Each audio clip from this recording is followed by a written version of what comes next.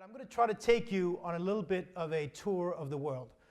The world as it is today and the world as I think it is going to emerge. The world, both politically, economically, culturally, the kind of environment that any business is going to have to succeed in, the kind of environment that any political leader is going to have to navigate successfully, and the kind of environment that I think is going to be defined by a wholly different relationship between people and government, between consumers and companies, between citizens and their fellow citizens and their stakeholders.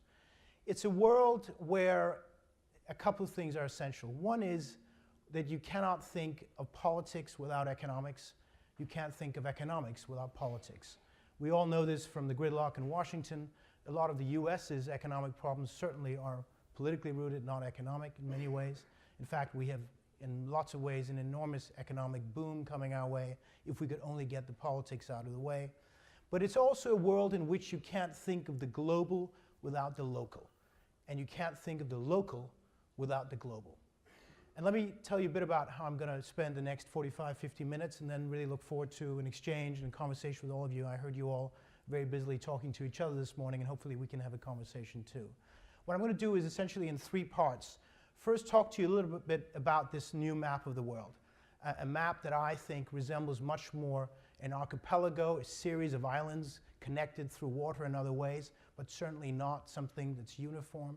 And talk about what that means for leadership, what that means for certainty and uncertainty, and how you navigate that as leaders of businesses and how you think about both stakeholders, constituents, consumers, and others.